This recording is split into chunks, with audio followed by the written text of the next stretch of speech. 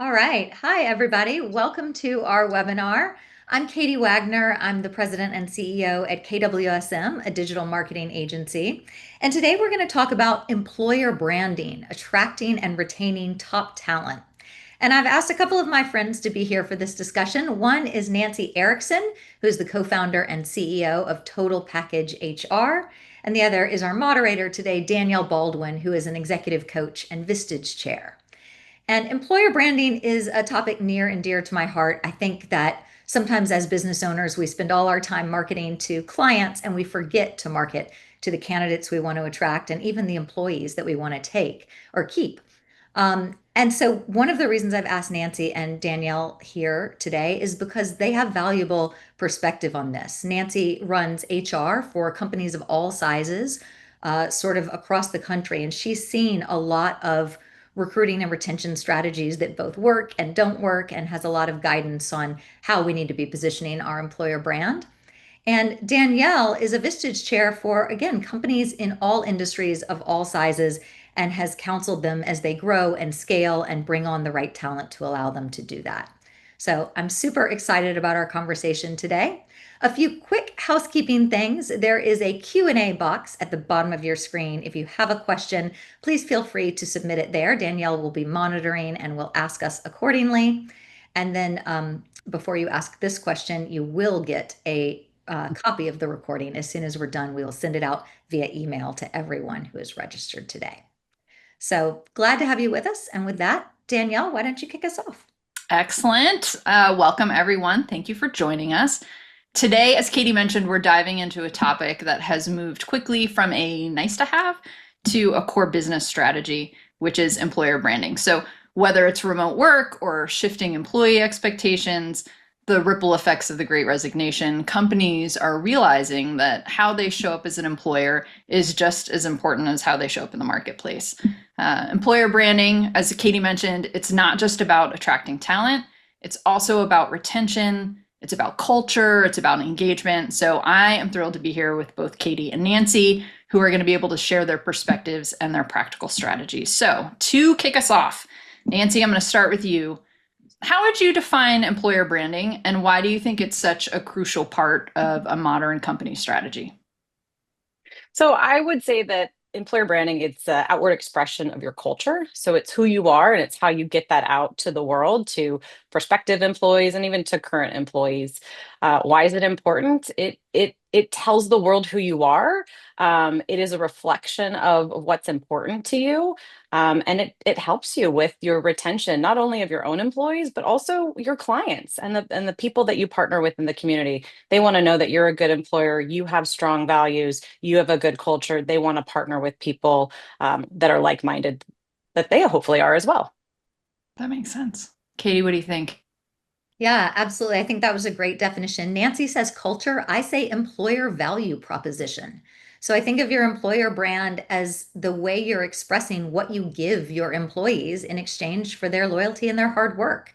Sometimes that's pay and benefits, but sometimes it is cultural things or hybrid schedules or work-life balance or nice coworkers. There are a lot of things that go into that employer brand. And sometimes it's even business practices. Do we outsource things overseas or do we believe in our employees in-house? Do we use freelancers? All of those things go into an employer brand. And Nancy, I love what you said about your clients care about this too, because they do. If you can attract and retain A players, you'll be able to retain clients much easier because those are the people doing the work for your clients. And it's way too early for me to tell such an embarrassing story, but I have had a potential client, a prospect, call me out on it before and say, tell me about your culture. Tell me how you take care of your people. And they thought that that was crucial to hiring me because they didn't want to work with a company that didn't value their employees and didn't put them in a position to succeed. So I've seen firsthand that it really does affect both. Yeah, I think that's important. One of the things that I've noticed, I've done a lot of work on inspiration.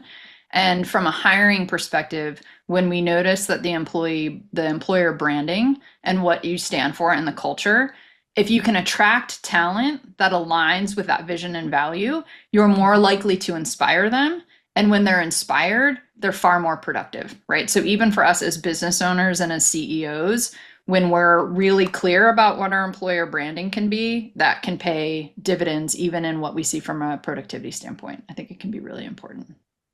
Um, awesome. So curious, Katie, I'm going to start with you. When we look at this current economic and workplace landscape, including trends like I mentioned earlier, whether that's remote work or the great resignation, how do you think that's changed the way businesses need to approach talent acquisition and retention?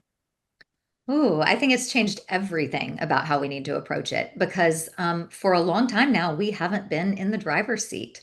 You Mm. know, there are a lot more options for employees out there because of remote work or hybrid work. You know, people are becoming more flexible with their work options, and that allows employees to choose from a wider variety of companies.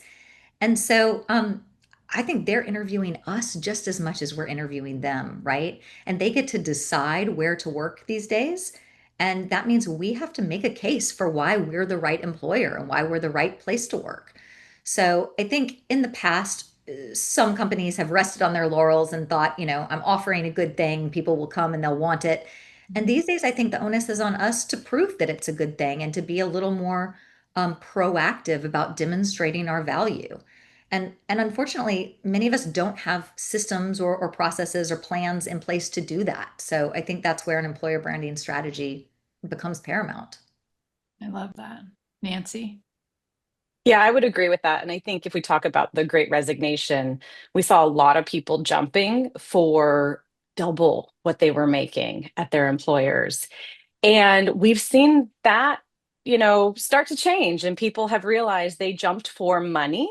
And in that moment, in the middle of a pandemic, when everything was uncertain, people were taking that. It was double the pay, and you know, done, blindly going. And then they got there and they realized, hey, some of those places may have been great, but a lot of people ended up coming back. I saw a lot of people bounce back to their employers or put themselves back on the market, back at the, the pay range that they were at before, because the pay was short term and it wasn't reflective of all of the other things that come with going to work for a company, the culture, your benefits, how you're treated.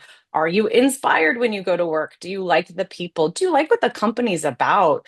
So, we've seen that sort of corrected. And Katie's right. People want different things, and people are going to continue to want different things. It's never going to stay status quo. In my 20 plus years of HR, it's never actually just been about the money. Mm. It's always something more. And what that something is changes, and it depends on the person. So I think it's really important that to keep it so it's not like, oh, it's an employer's market or it's an employee's market, to keep the playing field a little bit more balanced. If you as an employer know what you need, first and foremost, let's talk fundamentals. What do you need in that role? What is that position? What are the qualifications? What are those basics? And then who are you? Who thrives in your company? Who do you thrive working in your company? Who helps you thrive? We are not all for everybody. And so if you know that when you're going through the recruiting process, or even as somebody's growing with you, sometimes people outgrow each other. Sometimes they'll outgrow the business, you'll outgrow the employee. And that's maybe a little painful in some ways, but it's also okay and it's natural. It's part of growth. So when we know who we are, we can best align both sides. The employee is very clear coming into the organization. This is what they're about. This is who they are. We talk with emojis at Total Package. It's ridiculous because fun is one of our values. We love dogs. If you don't love dogs, we don't know that we love you. Sorry, not sorry. And I'm being ridiculous, but we really know who we are. And so it's helped people join our team or Yep. choose not to. And Yep. that's okay. I think Absolutely. that's such an important point, Nancy, because then the employer brand is not just about getting everyone, it's about Mm-mm. showing people who fits and who doesn't, right? And empowering them to make that decision just like you're making it. That's right. We I, love this too, though. That's why we're friends. I know. That's all of us. all of us, all of us.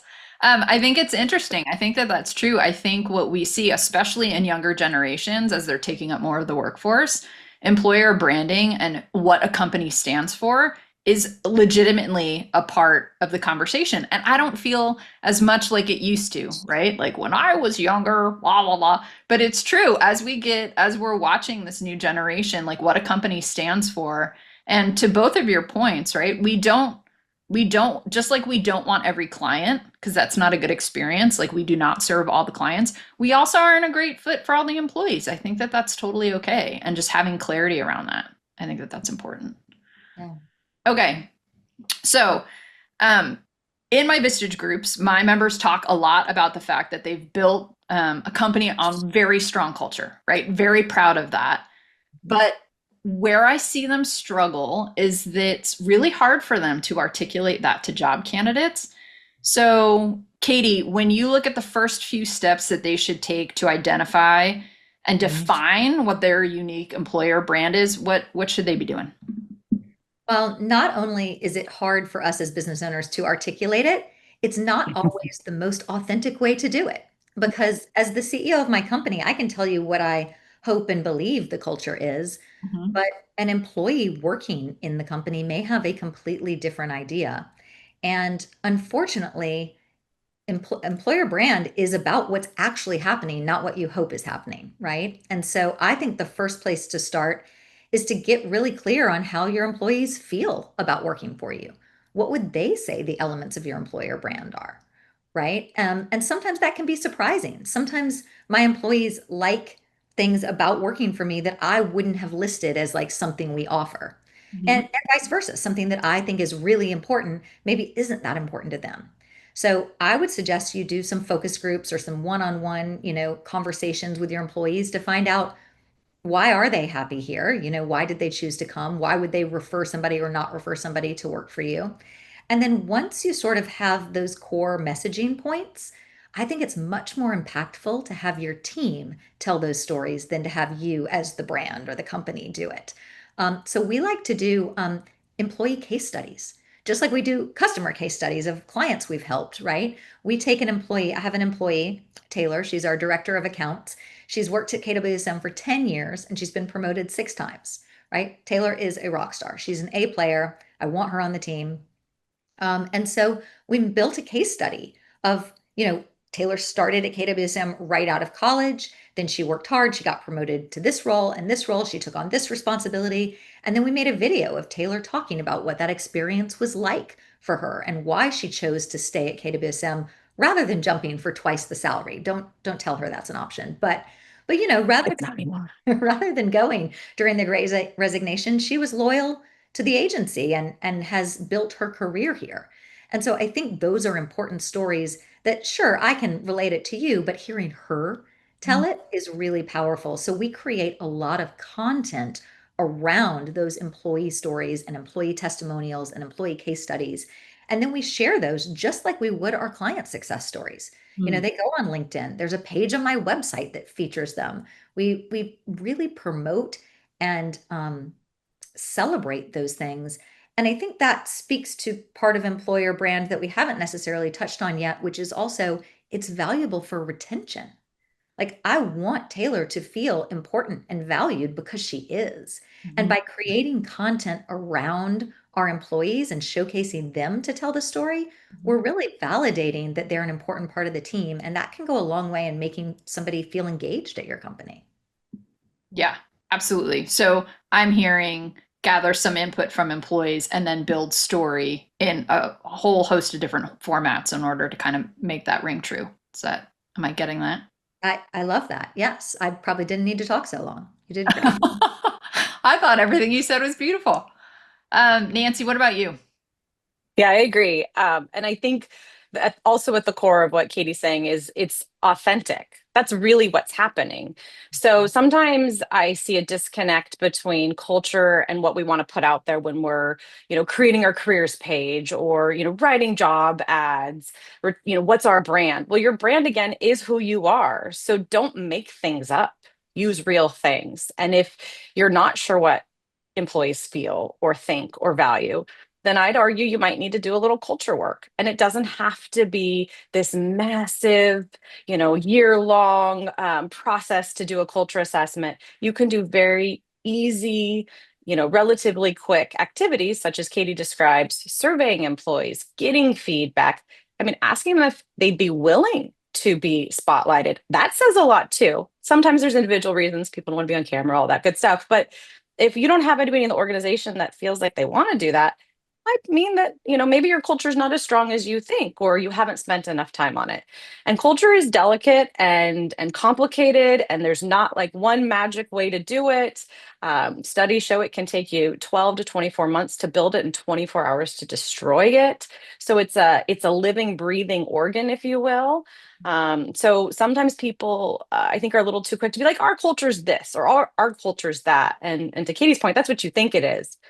What is it really? Have Mm. you spent time? Do you really have your finger on the pulse? Do you have people who have their finger on the pulse? We can only have our finger on the pulse so much as leaders of the organization. We would be naive to think that we actually get all the feedback and we actually see all the things that happen. There are varying degrees of that, of course. I'd like to believe I'm in the mix, but I also know I'm not. Mm. There's 30 of us. I don't know what everybody genuinely believes, but I've invested time to survey the team and to stay close to it so I have enough of an idea. So yeah, I think authenticity, telling the stories, not making up stories. So if you feel like you're not sure what to say, that means you probably don't really have anything to say yet, but that's okay. You can work on it. But just be honest, be true.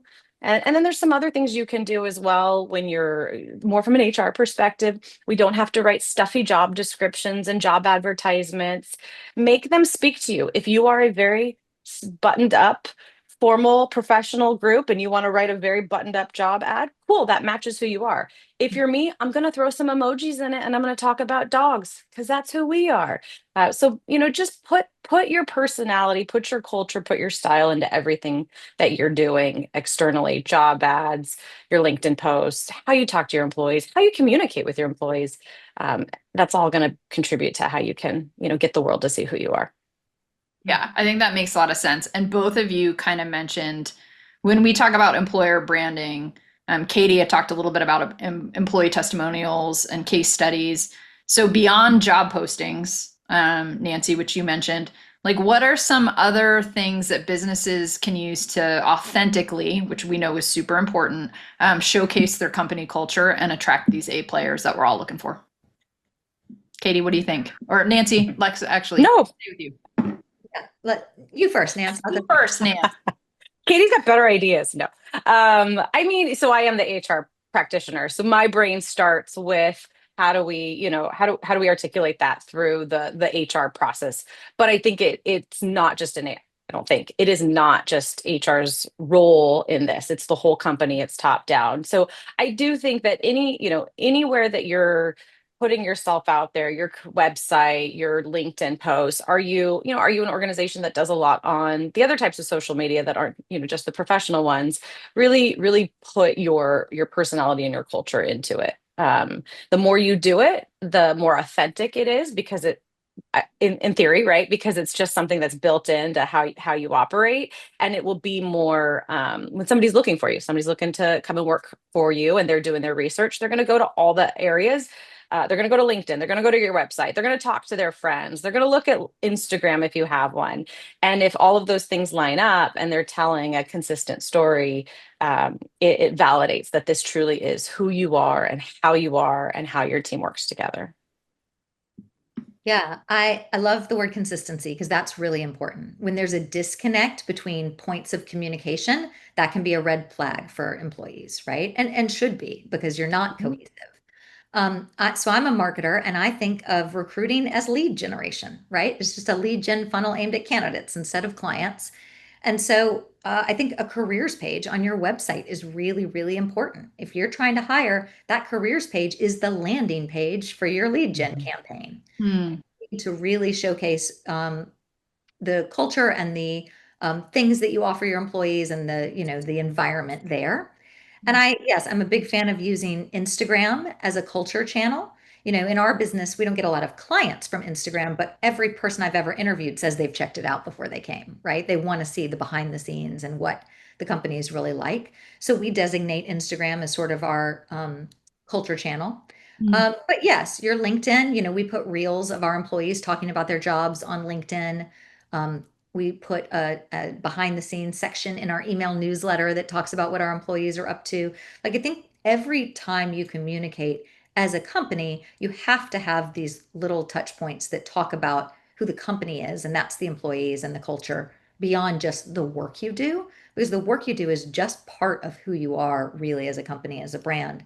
And Nancy, I'm curious how you feel about this part because I believe that um, the recruiting process doesn't start with they said yes and they're going to show up on their first day, right? How they onboard, how they go through the initial training process and the getting acclimated and stuff, that has a huge pull on whether they're going to be happy long term or not. We say that the first 2 weeks of any employee's journey determines are they going to stay at the company or not. And so for me, those touch points are also like when you go over the handbook with them and like do they eat lunch alone on the first day, or do you assign somebody to Mm. be their buddy? Like, does their manager meet with them and get them acclimated? Do they know where to sit? Like, just that experience, whether it's virtual or in person, and like feeling confident and knowing what to expect and feeling like they belong there. I think that is huge. And so you have to really look at your cycle of how you're onboarding people, not just how did I get them through the door. Totally agree. And I'm so glad that you bring that up. And I would say, let's go back. You've got your lead gen, they land on your careers page, and then you've got the whole interview process. And that process should speak to who you are too. Yes, you need to vet out, do they have the skills and the experience and the education to do the job? And you need to dig into that. Most employers don't dig into that enough. We stop at surface level answers. That could be a whole nother webinar. You need to do that, but through that process, you also want to show them who you are and how do you conduct your interviews. What do you ask? Do give them a tour? Do you introduce them? Do other people get to meet them through the process? All those little, like, oh, that's not that big of a deal, make huge differences in the process, and it starts to lay that foundation. And absolutely, orientation is probably one of the most underrated, under-focused on, I don't know what term you want to use, things that we see with our clients, especially when we first getting engaged and we go through an audit with them. We're like, well, what do you do? And they're like, well, IT gives them a computer and we give them a tour, and then we watch some videos and we go over the handbook. And I'm like, cool. Like, how do you really set them up for success? How do you tell them who you are? And so I think that, thank you for bringing that up, Katie. That's a really, really important part of making sure that they stay. People never eat alone. A total package. When we start, we have lunch together. Even if it's, only four of us in the office that day because it's a Monday and we'll work from home, we have lunch together because that's their first day, and it's so important that they feel welcome because we want them there. So yeah, every single touch point from the first time they see your job ad and they go to your website and they start cyber stalking you all the way through to their first, I would say, 4 weeks. You're Yeah. still courting them. You're still showing them who you are. Yeah. Absolutely. There is this practice that I heard of that I thought was really cool. I heard about it a few months ago.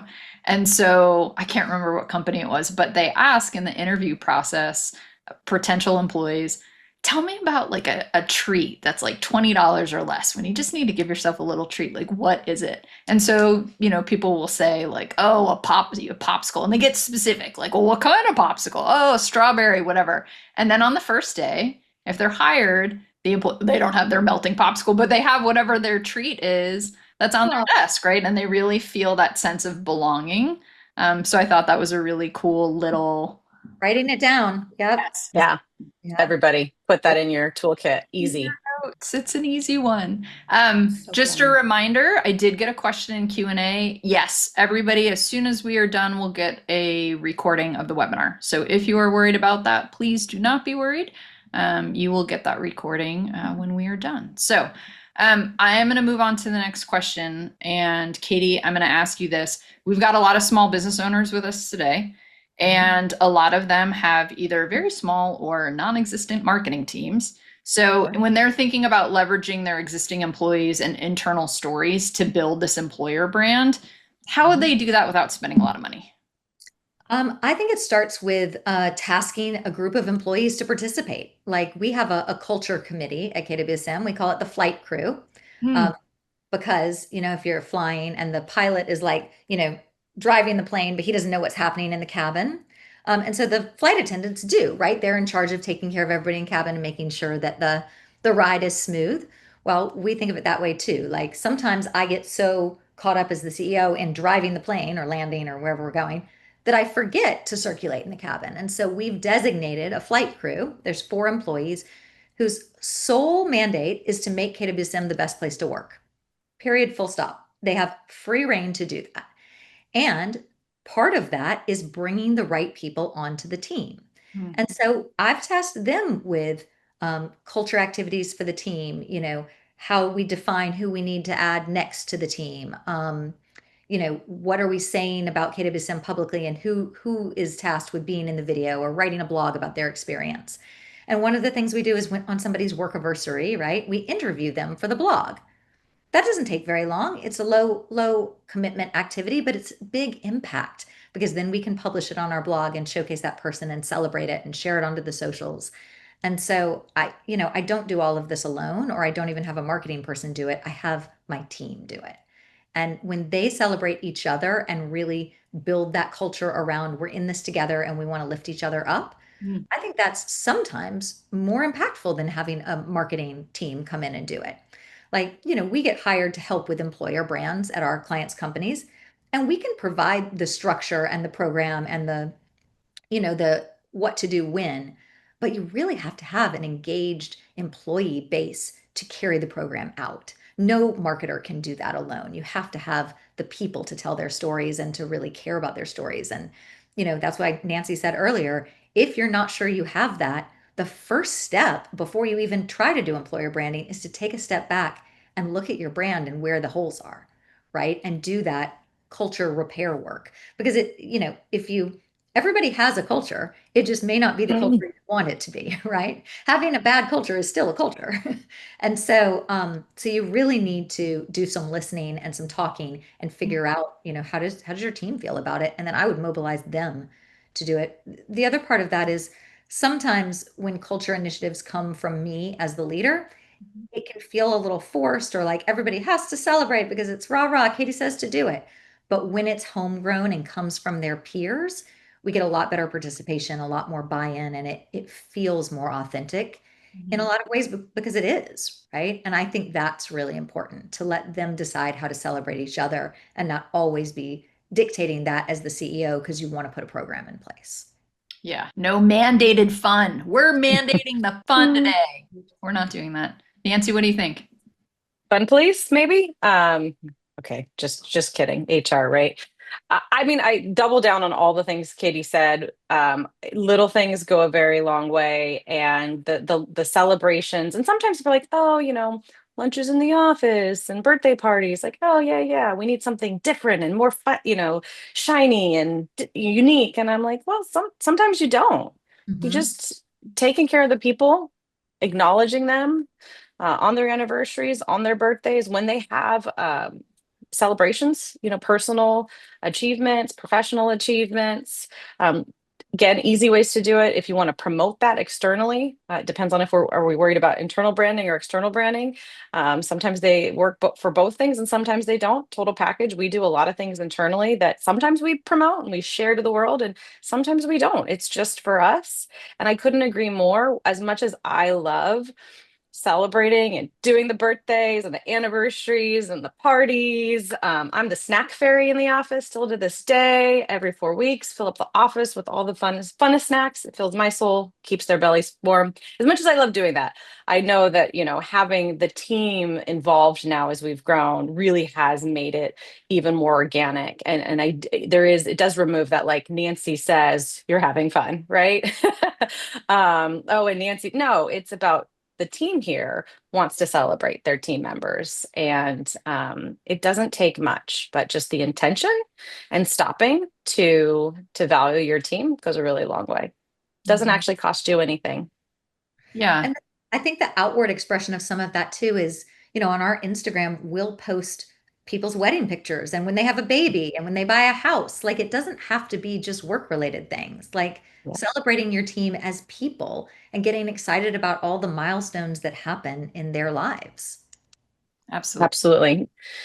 Some HR things you need to worry about first, of course, right? Here is the fun police. You always want buy-in. You don't want to, put Sure. your employees out there without their permission. Photo releases, all of that. Sometimes people don't want that. So it's also really important to ask them first. When we onboard, we ask if people celebrate their birthdays because it's a big thing at our company. We celebrate birthdays every month, but not everybody wants to celebrate. So don't forget those good intentions, right? Or to celebrate, but maybe not welcome by the other end. So sometimes it's important, not sometimes, it's always important to pause and, your intentions were good, but does somebody really want to be highlighted? Do they celebrate, etc.?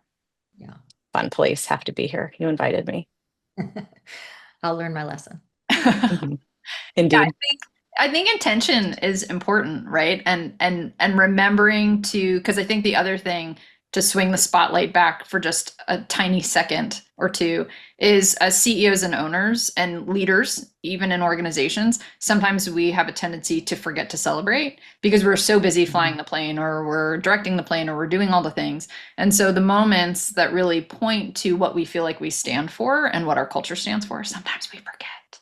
So it's the really helpful to have the culture committee. It's really helpful. And it doesn't need to be this ginormous, I mean, of course, ginormous celebrations are fun sometimes, but it's just in the remembering and the recognizing and creating that sense of belonging, I feel like is so important, right? So I love that. Absolutely. Absolutely. We've said belonging a few times, and I think that's a really important part, right? Like you want to feel like the people that you work with get you and like you're part of the team, you know?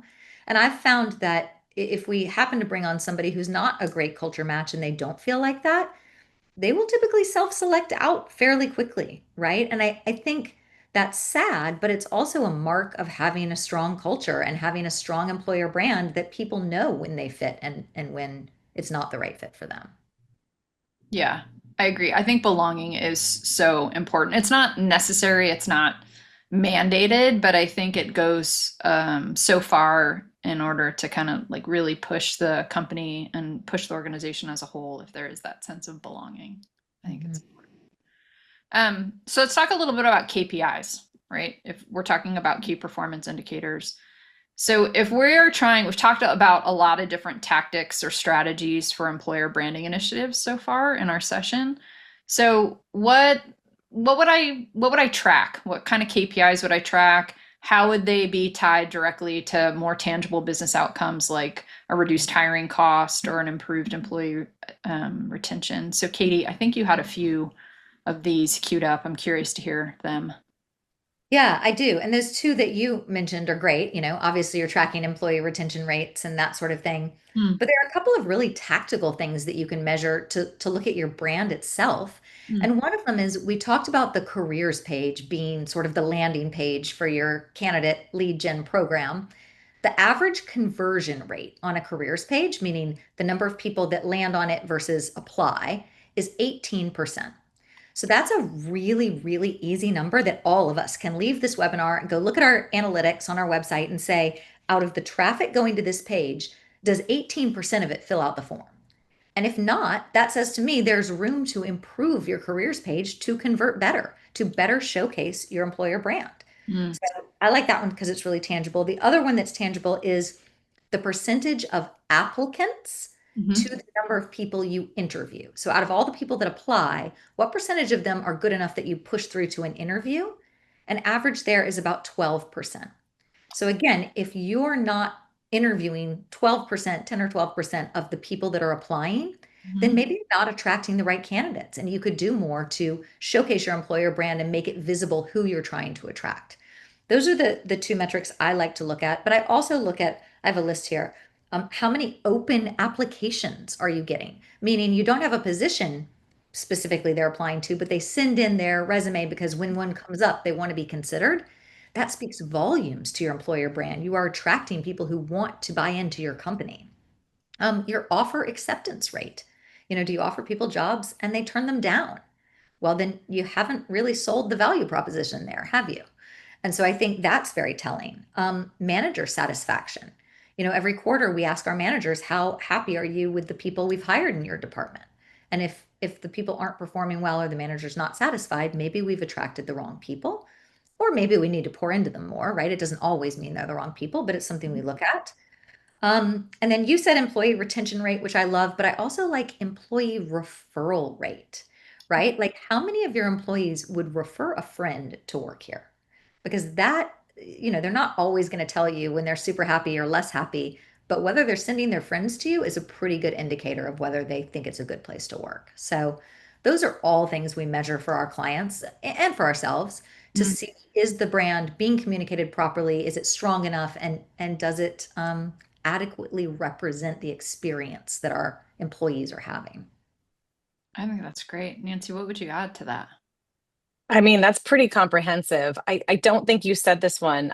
Time to fill is often one that in recruiting we measure, right? How long does the position take us to get the right candidate in? So I would definitely add that. And potentially, depending on your systems and maybe where you're at with turnover, you may want to track the cost of either the lack of retention or the cost of replacements. That's a pretty compelling reason to invest in the team that you have, if nothing else. Yeah. Yeah, I think the KPIs can be, you can track so many different things when you're looking at employer branding, but I think that you guys have touched on some really interesting ones. The time to fill, I think, can be really dicey. And the other thing, Katie, that you mentioned that I think is important is, you may not have a careers page on your website, and that's fine. Right. So the other thing to ground people in, if these are practices that you don't have yet or haven't started, like that's okay. Everybody starts somewhere. So Right. maybe you walk away from today and you're like, hey, I freaking need a careers page on my website. That is great. And then getting into tracking, hey, is this converting? What does this look like? How are we taking it from there? I think those are all really great. Um, so transparency is key, right? We can track employers everywhere. We see news stories, we do all of these things. So how can companies, Katie, I'm going to start with you on this one, effectively highlight their positive work environment and their employee first culture, which they have worked very hard to build, while also managing potential negative feedback, right? We've got things like Glassdoor and other sites. So curious how you would suggest somebody balance that. Yeah, that's not going to be any employer's favorite question, right? Because you can't guard against things like that. Like, one of the beautiful slash less than attractive things about those sites is that people can say what they want, right? And they can put out their own experiences. So the first thing I would say is if you're an employer who gets negative reviews on those sites, I would try to swallow the emotion around that and put your ego aside and look for any kernels of truth that might be there. Because whether you fired that person or it ended badly or whatever, that was their experience of working for you. Mhm. And it's probably not the experience you were trying to create, right? And so where's the disconnect? Why did they have that experience when it wasn't what you intended? There's probably some learning to do there. And that's, in my own journey as a leader, that's been very hard for me to learn and to swallow and to accept, right? That not everybody loves it here. And there might be something I can learn to make it better for the people that either come after or are still here. And so I think that's number one. You cannot protect against those things happening, but you can learn from them and move on. The second thing we always say to our clients is you should respond to them, right? And not like, you jerk, why did you say that? But like, thank you for the feedback. I'm going to really consider what you've said here. I'm really going to think about it and take it under advisement, and maybe things will change because of it. And if something does change because of it, why not reply back to that review and say, here's what we did in response to your feedback? Because I've found when people are so public about their opinions like that, they want to be heard, right? And if we can make them feel heard and acknowledged, that goes a long way in not only assuaging the frustration they're feeling, but it also says a lot to a future candidate who's going to see that review. Because, I'm a big believer that we can't make everybody happy, right? You can't be the perfect employer for every employee. Mm-mm. Mhm. But if you treat those employees that you weren't perfect for as real people with real concerns and treat them with respect and respond to those concerns, that says a lot about you as an employer, right? I think people forgive you not being the right fit, but they don't forgive things like dismissing or belittling people who speak up, right? And so that's number one. You want to respond to it. And number two, sometimes I will ask my employees, like, okay, somebody said this. How true is that? Because it's much safer to speak up after you've left the company, but perhaps the people within the company are also feeling that, right? And sometimes they feel safe enough to say it, and sometimes in companies they don't. But the more you can uncover about where that's coming from, the more you can actually make changes to your culture or your brand or your programs to combat that. So not just cover it and like make everything look rosy. We've talked about authenticity. Mhm. If there's a disconnect between what you're saying your brand is and what other people are saying your brand is, then you don't have a strong brand. Like that is the truth, whether you want it to be or not. And so you need to work to close that gap and Mhm. not be afraid of it and use it just as a learning opportunity. There's so many things in my business that I am not perfect at right away. But if I'm willing to learn and grow and try to close that gap, the company will be stronger for it. And so, you know, I think I got off your question, but the answer is how do you promote without opening yourself up to that? You can't. And so you promote in the truest way possible. Don't say things that are aspirational, say things that are real and true Mhm. about your brand and Mhm. learn from the things other people are saying are real and true. Yeah, I think that that's a good one. I'm going to jump in here before I turn it over to you, Nancy. Like, there's such a difference, I think, in this day and age between aspirational and like authentic. Yeah.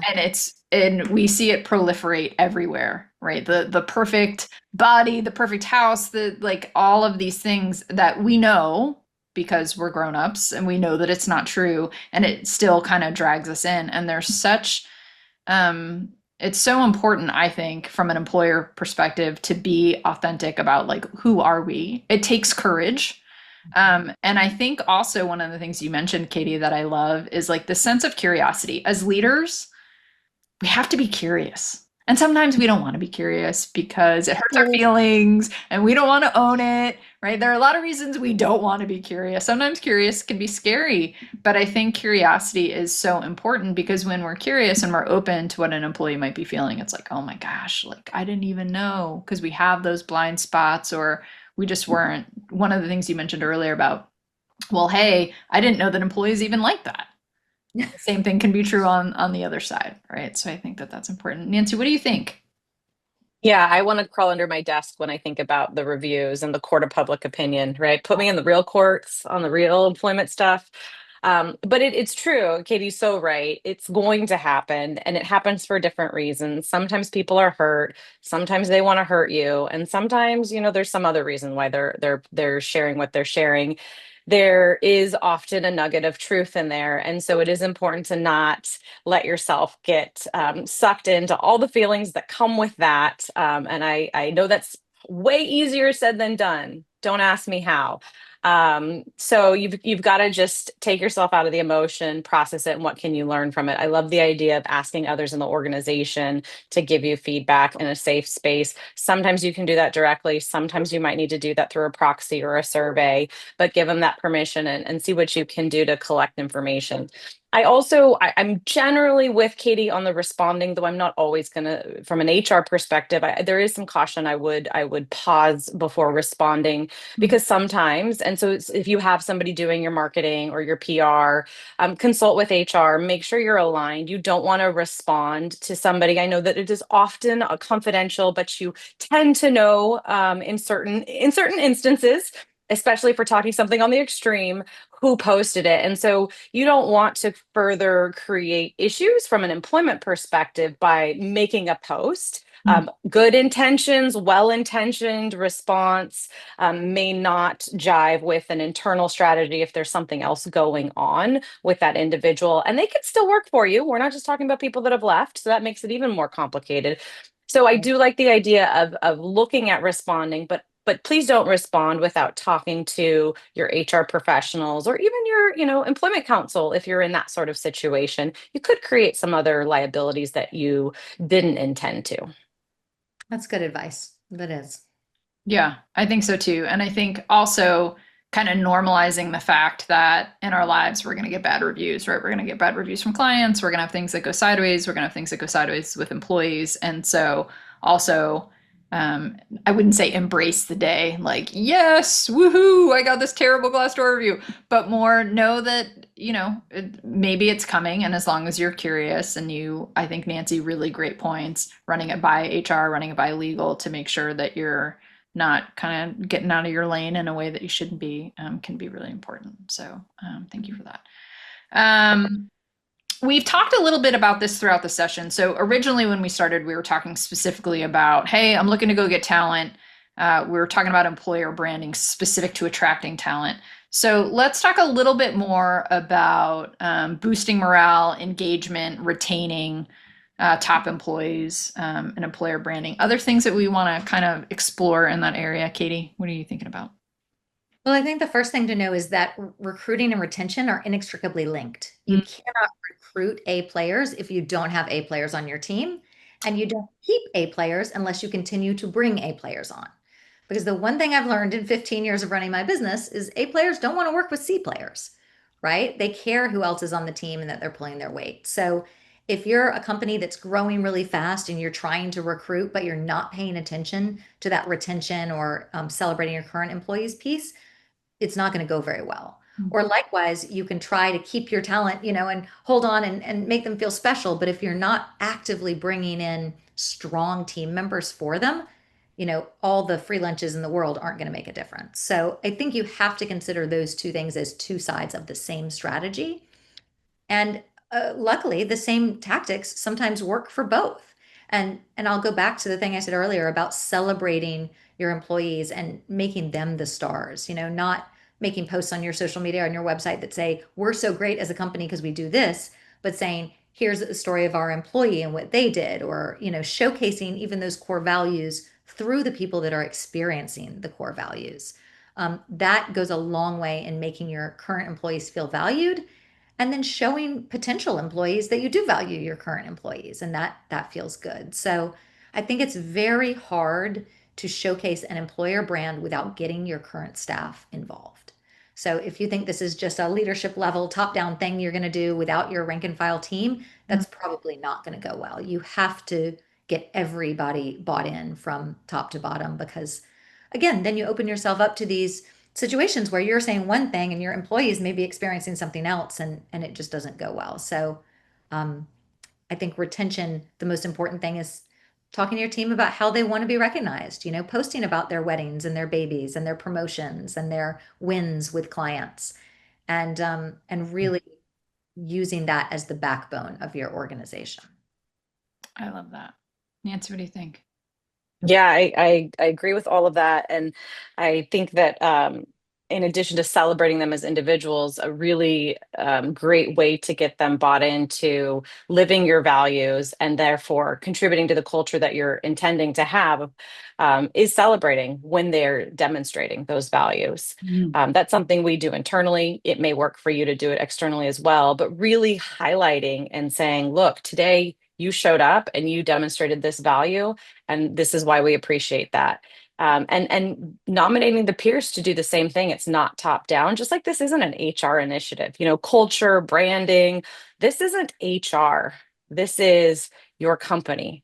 This is much, much bigger than just one department. So getting everybody involved and promoting that. And so folks that aren't in alignment with your values, they will, to Katie's point, it's never great to have turnover, but it is reality. And sometimes it's okay. And it can be okay for different reasons. And so people that don't align or maybe have moved themselves in a different direction, or maybe the company is evolving too. It's a living creature. They will find their path to something that better aligns if you no longer do. And that can be done very positively, right? Again, separation isn't always a negative. We talk about it like it is. We talk about turnover like it's a scary thing. And to some degree, yeah, you want to keep your turnover down, but you also want to be okay with everybody evolves and grows and does, moves in different directions. So sometimes that's okay. And so just, really getting everybody on board with living your values every day, reinforces your culture, reinforces to the team, this is where they want to be or not want to be, and then helps new people joining quickly see how you operate. I mean, and it's a much quicker adoption. On day 3, they're like, oh, that's how we do things. Oh, I didn't know. My last company was totally different, but I see everybody doing this. Got it. I think I like that, or I can get on board with that. It's a much quicker process. Yeah. I think that it can be. One of the things you said, Katie, that I think is so important, because we've been talking about belonging, we keep talking about that.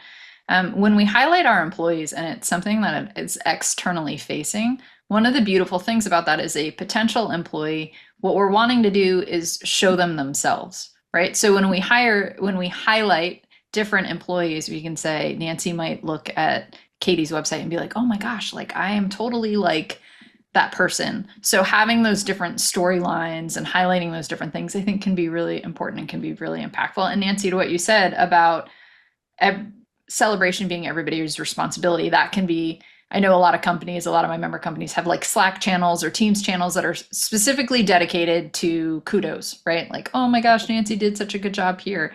So it can be a really easy way to kind of get through that. So ladies, we are down to our last two questions that I have for you. Are you ready? Okay. So the first of these is when we look at the executive leadership in the organization and their role, what is it when we look at their role in developing and championing this employer branding strategy?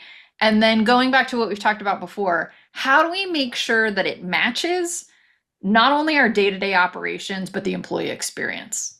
So, Nancy, you want to talk a little bit about that?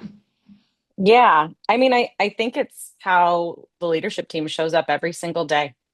Every time you walk in the morning, every time you come out of your office, when you're having a meeting, it's there always. And it's heavy, and some moments it's light and fun, and some moments it's not, because you're a human being yourself. But it's how we show up every single day. It's in the little things, it's in the big things, it's how we talk to people, it's how we celebrate them, it's how we react under stress. When you have a really good culture, I believe there's a lot more grace. And so it's that emotional bank account that we've all heard of. You make deposits, so when you make a withdrawal, you don't go into the red. And so if you have a really strong culture, your team will actually embrace you when you're having a hard day as a leader. Not that that's why you're doing it, but it is a nice element of having a really strong team. But it's how you show up every single day and being your authentic self. Not too authentic. I'm still HR. Like, there's some things you shouldn't bring to the workplace. But you can be fun, you can be casual, you can be who you are as a human, within the guidelines of being an employer.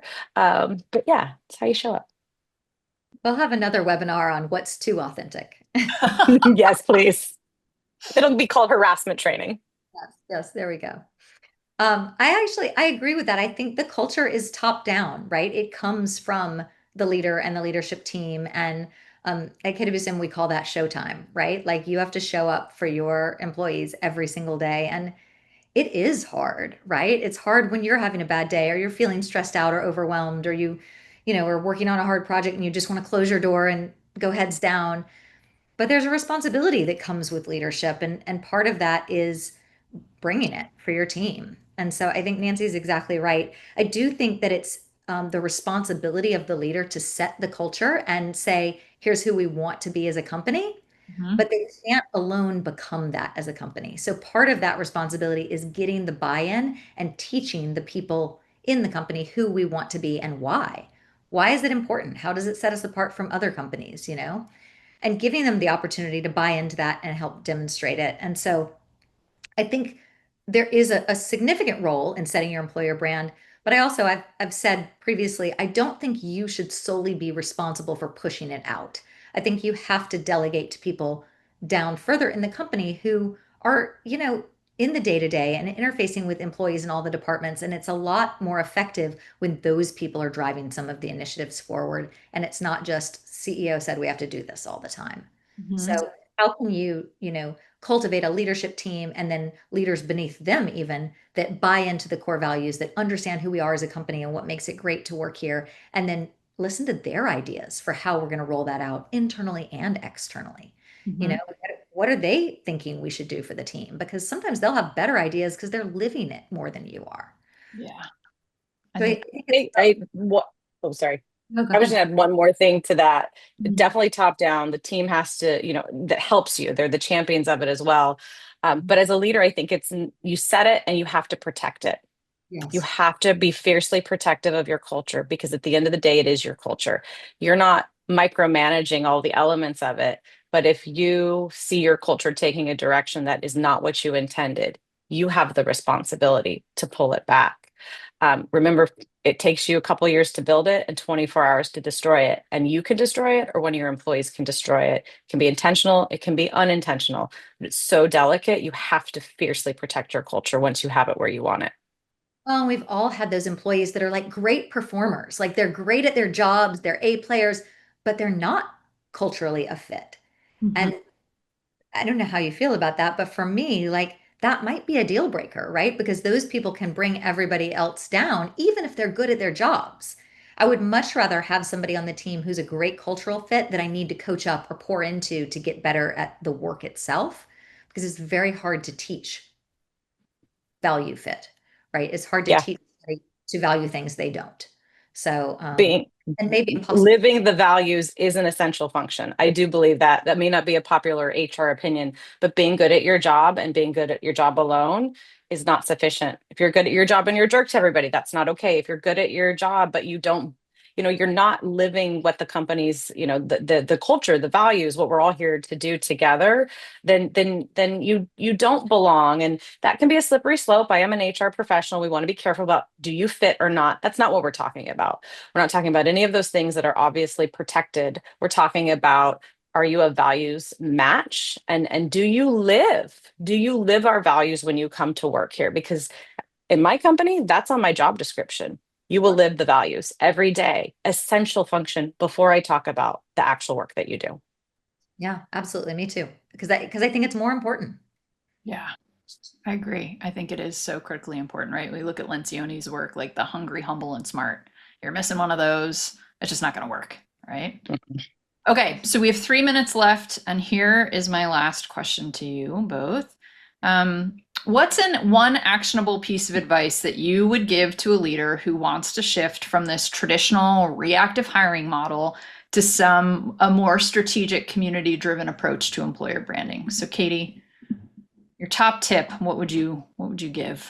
I think we'll start simple. If you've never thought about this before, you've never gone down this path, block off 30 minutes on your calendar, close your office door, and brainstorm about what you think your employer brand is. And Mm, sometimes I think about me when I just started my company and it was just me, and now me with 40 plus employees, you mhm. know, what are all the things I've put in place between just me and all the team? And that often gives you clues about your employer brand. What are those things that we've cultivated to take care of the team? But I think you have to start with a deep understanding of what it is and what you want it to be yourself. So that's my action item. I think that is a great action item. Nancy, what's your action item? So close to mine. So I was going to say, be clear on who you are and who you want to be, which is right alongside with Katie. More tactical, sit down, block yourself into that room and get that done. So to add to that, I guess, change your or shift your mindset. I don't know if you need to change yours or not, but adjust your mindset. Make sure it's in the right place to know that you are not for everybody. Yeah. It's a hard pill to swallow that you're not for everybody. Took me a long time. I really tried. And once I realized I'm not, and it's okay, it's not punitive, it's not negative, things flourished. Yeah, I think that that is important. So, any final thoughts before we close up? Because we're getting really close. Katie or Nancy? Let's do a part two soon. There seems to be a lot to talk about. I love Let's that. do it. I love that. So I wanted to thank you both for such an insightful discussion. And thanks to all of you for joining us today. I think if there's one takeaway, it's that employer branding isn't just about hiring, right? We've talked a lot about living your values in a way that resonates with both your future and your current employees. And when done well, it will build trust, it will strengthen your culture, and it will fuel your growth. So we hope that today's conversation sparked some ideas that you can take back to your own organization. So until next time, thank you for being here and for being part of the important work that you're doing to create workplaces that people are proud to be a part of. So goodbye, everybody. Thank you for joining us. Thank you.